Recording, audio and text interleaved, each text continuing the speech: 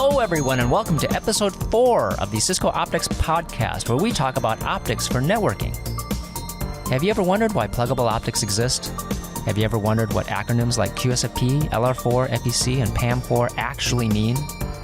My name is Pat Chow, and I'm a product manager in the Cisco Optics Group.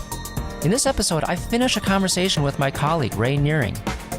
He explains to me how a lot of these came to be, starting from the days of 1 gigabit GBIC all the way up to today's 400 gig QSFP-DD. This is the final part of a 4-episode conversation with Ray.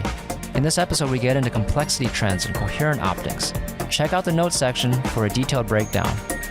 Ray Nering is a colleague of mine in the Cisco Optics Product Management Group, and over the years he's held senior management positions at other companies in the optics space, companies like AT&T Microelectronics, Lucent, JDSU, Agere, Optium, and Lightwire. He's got a lot of experience. He's seen it all.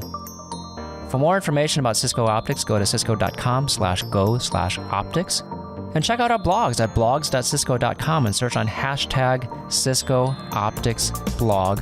No spaces and no hyphens. You can find our YouTube playlist by going to youtube.com and searching on Cisco Optics. And if you find this podcast helpful or interesting, please subscribe and give us a review on Apple Podcast, formerly known as iTunes. We're also on Spotify, Google, Amazon, Stitcher, and SoundCloud, and a whole bunch more platforms. And now, join me as I talk with Ray Nering.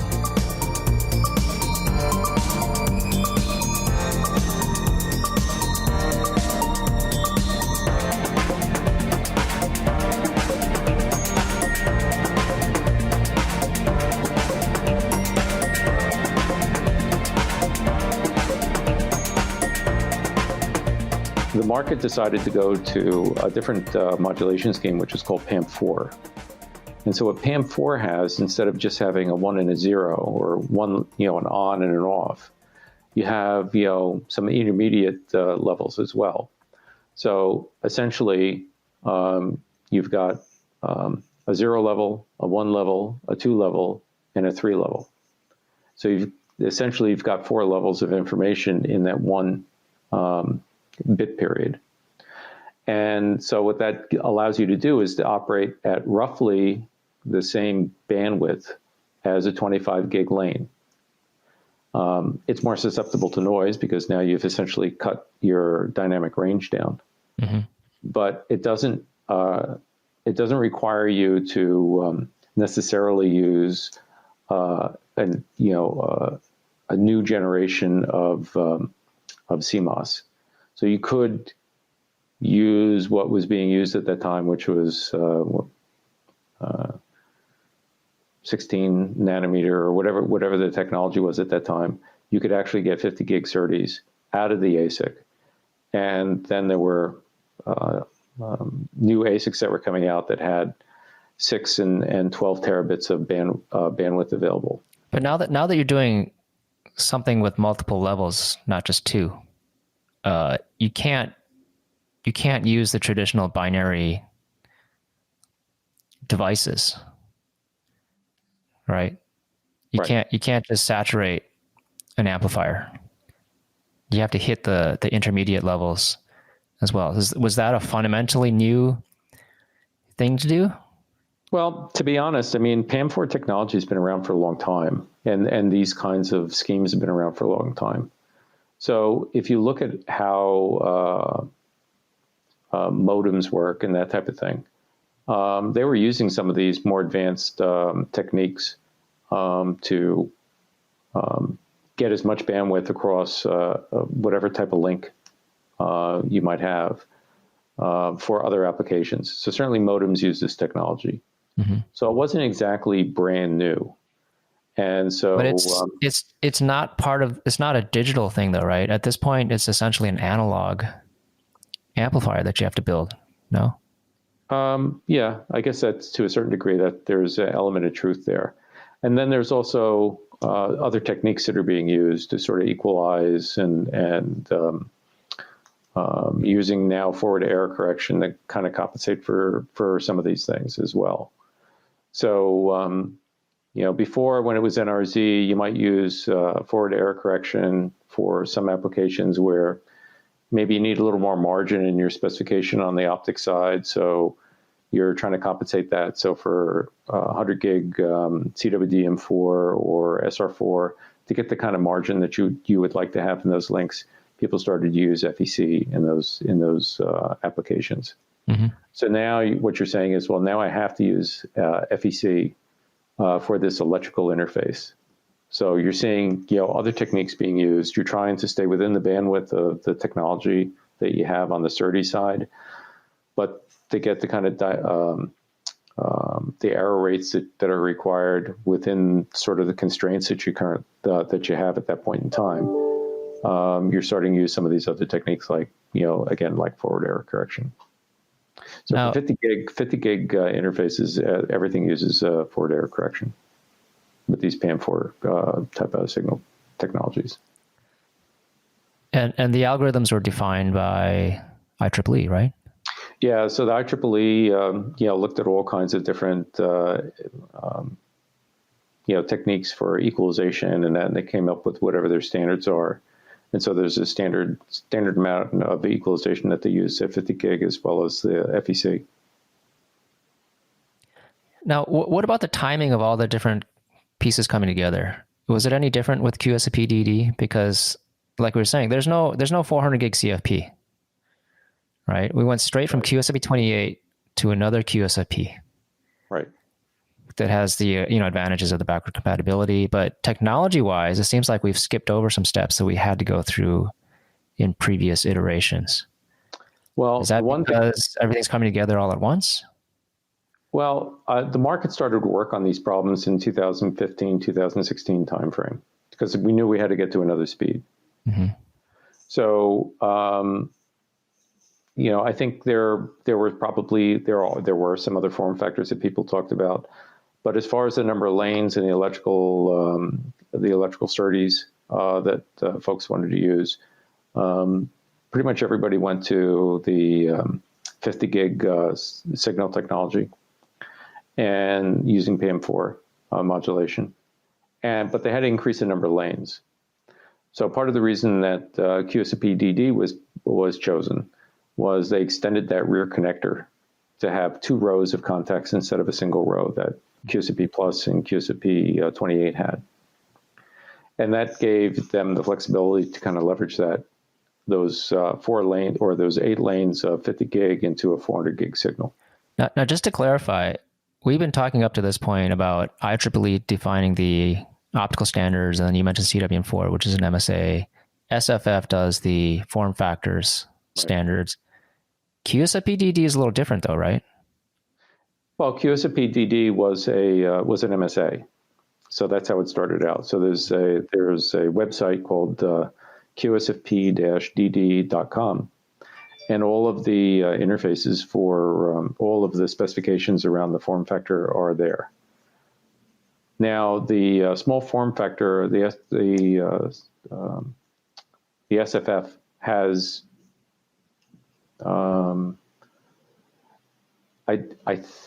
I don't think they've taken on the QSFP-DD as a specification, but a lot of the things that are leveraged, let's say, for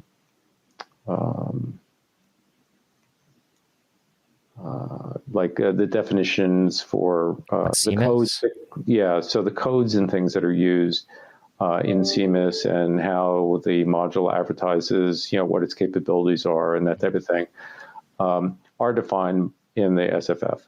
So whether it's a 2-kilometer product or a 2-kilometer interface or a multi-mode type of device or a single mode type of device, all those. So there's some cross. So their role is still very important, even though they don't officially release that spec. Right. And then how about the optical specs, the optical interface specs? So initially, what was happening was there was an MSA called 100 gig lambda that started as sort of kickoff, these optical interfaces for 100 gig per lambda type of specs. Mm-hmm. The IEEE actually started off with 50 gig lambda specifications way back in, I'll say, 2015, 2016 timeframe. but eventually started to that. adopt. Yeah. So you had products like LR8 and okay. SR8, SR16, I think was one of the early ones. That one is actually 25 gig. Again, trying to leverage the 25 gig technology that was available at the time. But eventually they started to adopt some of these 100 gig per lambda products, technologies for FR4 and, and they're adopting, and so on. I mean, they're adopting a lot of the specs that are defined in the MSA, the 100 gig lambda MSA, right? Yeah. So a lot of them were, so the FR4 was one that they adopted, and actually the IEEE had already adopted by that time the FR8 rather. So there was a whole series of 50 gig per lambda interfaces that the IEEE had initially put together. Okay, you said LR8 and SR16 were IEEE's earlier 50 gig based. And also FR8. So FR8 was a standard as well. But again, I don't think FR8 is very popular at this point. I haven't seen very many requirements for that. Okay, so they're adopting FR4, you said, and I know that they're doing 100 gig single lambda, right? FR1 and LR1. Yep. So DR is an IEEE, was the first one that was put together. And then FR and LR were part of the 802.3 CU, I think. So that one's in its final stages of adoption, and as well as the 400 gig versions of that as well. And so now that we have this ecosystem of single lambda 100 gig standards, we have the benefit of this interoperability between 100 gig platforms and 400 gig platforms. Exactly, in the breakouts, breakouts. Yeah, I mean, we both talked about this a lot. To a lot of people, right? Okay, so we've landed on QSFP-DD. It was initially defined. The form factor was defined by an MSA.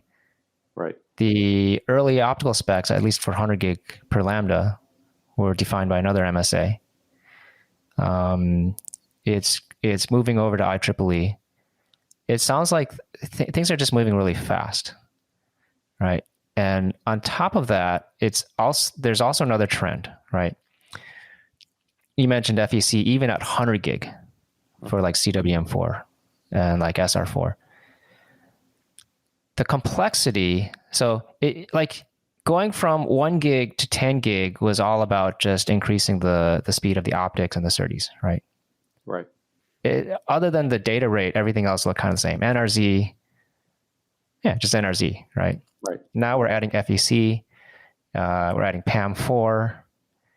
Even at 100 gig, I know that there's more complexity in the module just in terms of just the timing, because there are certain components like CDRs that are just a little more complicated than in a 1 gig SFP. So what I'm getting at is, let's talk about CMIS, because my understanding of CMIS is it was born out of the recognition that these pluggable modules are just becoming more and more complex. And the old style SFP, where you just have an EEPROM with some static fields to identify, the speed, the reach, that approach isn't going to cut it anymore, because we're having to add so many, I don't want to say like higher level features. Maybe that's not the right word. Well, just more complexity, right? Yeah, well, actually it is, because what's happened now is you're starting to have the ability to have pluggable coherent modules, and which is sort of the next step. Okay. So for 400 gig, now the OIF had been working on a standard for coherent, first at 100 gig and then at 200 gig, and then they started tackling the 400 gig standard. And this is primarily for the application they were targeting was sort of this DCI or data center interface where in a region, someone like Google or Microsoft or whoever have a series of facilities that they want to connect together and use and operate as one large data center instead of separate ones. And so the ability to make those connections with a coherent module makes a lot of sense with a coherent interface. But the cost is a big deal for those applications. So why do you say it makes a lot of sense with a coherent? What is it about coherent that makes... You can go much further distance at a high data rate. So for 400 gig, the ability to go, let's say 100 kilometers or so is something that they thought was a good idea. And to be able to do it with a WDM network. And those applications are going to drive a lot of volume. So they wanted to come up with something that was standardized, that could be made by a number of different manufacturers. Everyone would be able to interoperate.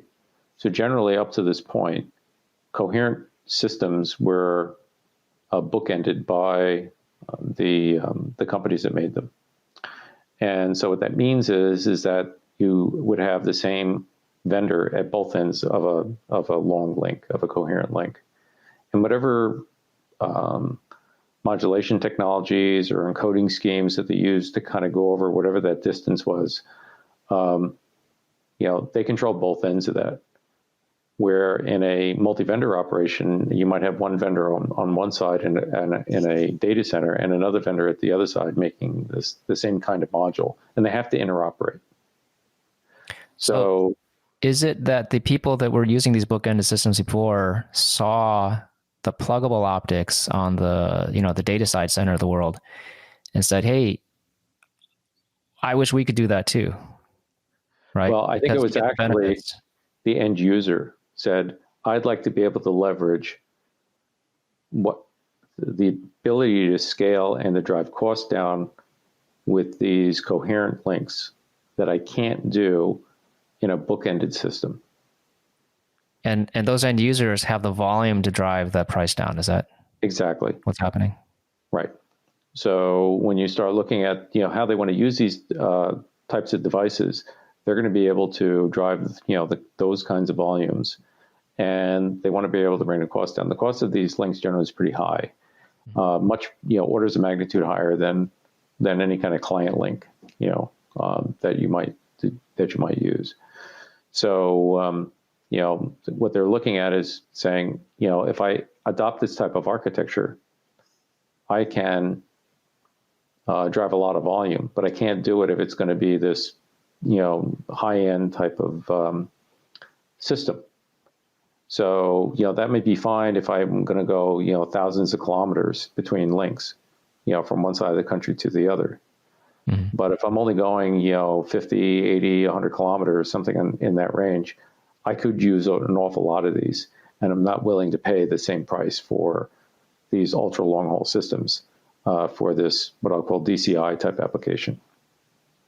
So the technology for a coherent link, now, the DSP technology has gotten to a point where that DSP that makes that coherent signal and decodes that coherent signal is now can fit inside a pluggable module. And so so that's a key milestone then. Yeah. So now the technology got to a point where the CMOS technology has gotten to a stage where now I can fit all that stuff inside something the size of a pluggable module. Size, meaning physical size, but also power, right? Power dissipation as well. So now those customers are saying, hey, I'd like to be able to plug this thing directly into a router instead of going through a transponder or a long haul system.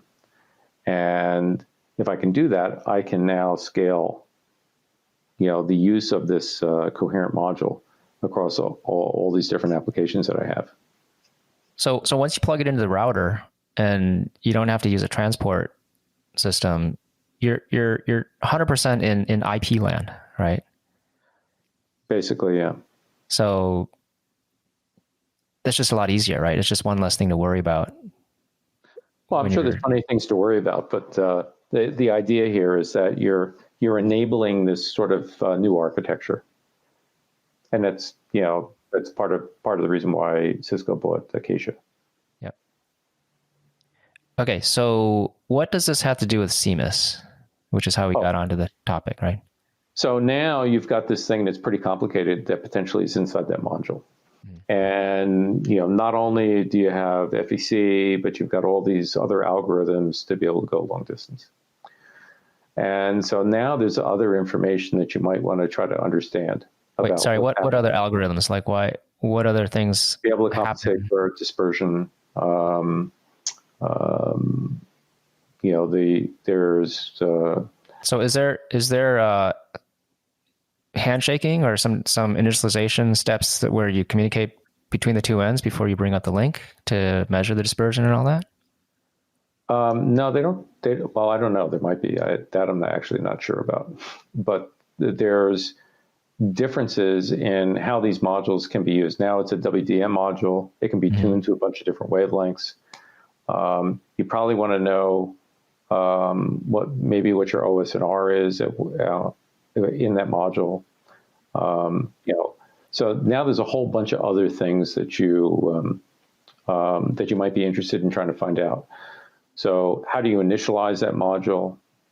Things like that. So it's not only the fact that it's coherent, it's also the fact that you're in DWDM, in a DWM system.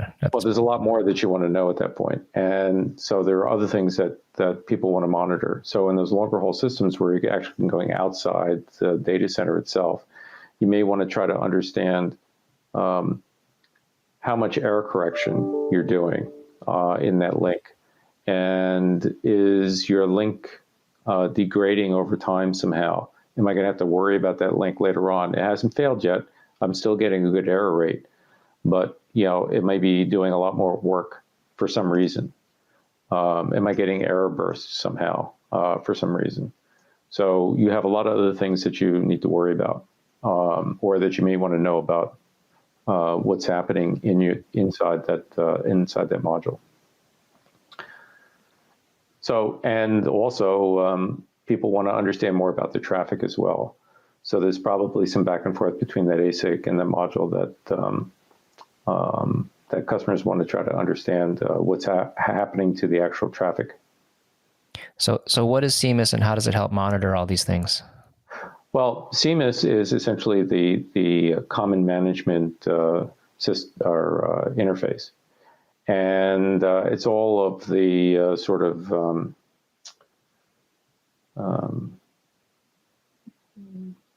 like a command set? Yeah, it's basically the command set on how that module, on what controls that module and all the things that are happening inside that module. And so it basically defines, how to bring the module up, how to shut it down, what are all the functions inside that DSP that it's, what is it doing? What are the status of all those things? Since that module is so much more complicated today and could even include all this coherent type information, there was a new standard that was put together that was called CMIS. And so at this stage, I think they're currently at CMIS 4.0. And I think they're going to release a Rev 5 soon if they haven't released it already. Oh, really? So, yeah. Okay. But it's complicated, and it's a lot different than the old QSFP modules operated. And okay, and this is already for QSPDD? Yes, and it currently all the modules that Cisco sells comply with CMIS 4.0 or higher. Okay. So, a lot of times what we at Cisco we like to point out is all the testing that we do, even for SIPs and QSIPs, they're complex enough that they never pass the first round of tests. We always have to make tweaks because there's just enough things going on, enough things to go wrong that inevitably something's going to happen. So now that we're talking about FEC with CMIS and all these other, it just seems like it's getting all this complexity. is just inviting more potential problems that requires more attention to detail. Yes. Yeah, I guess I'm not really asking the question. I'm just kind of thinking. The modules are much more complicated. There's a lot more going on inside the modules. There's more information that people want to understand about that module.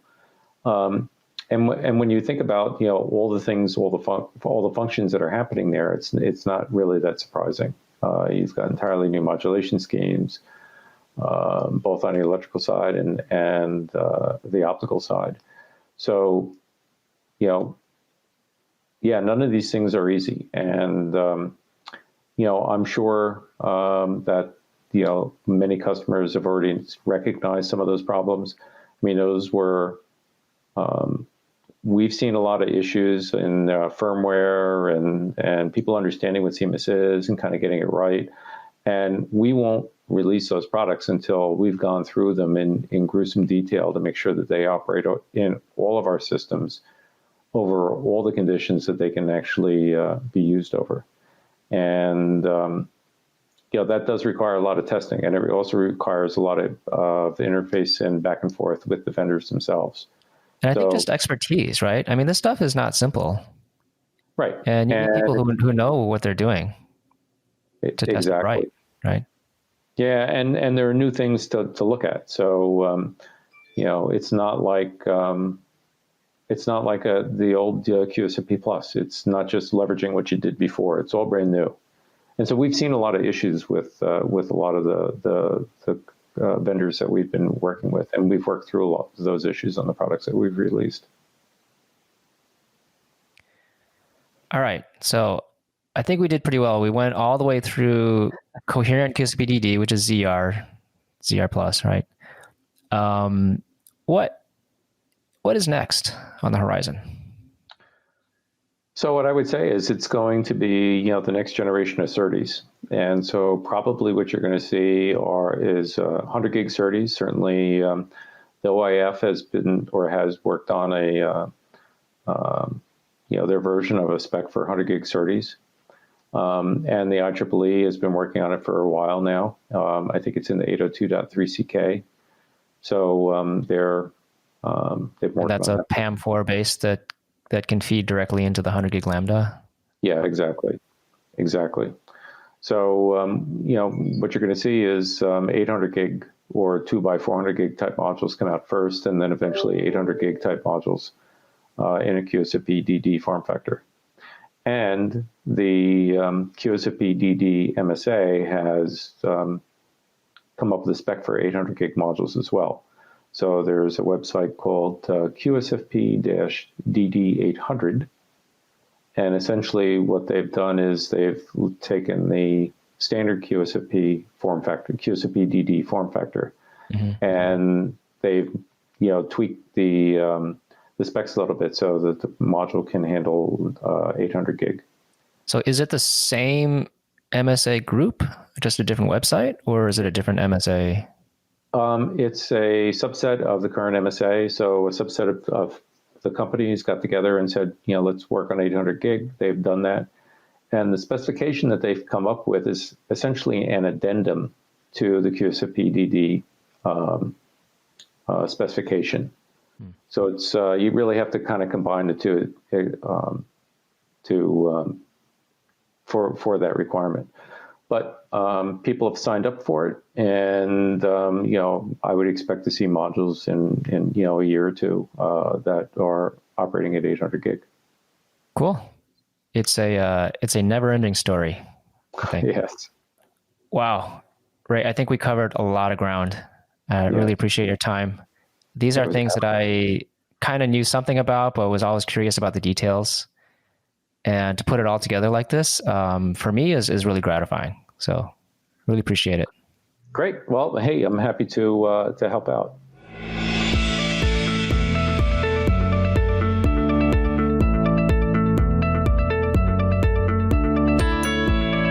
That was the final part of my conversation with Ray Nering, my colleague from Cisco Optics.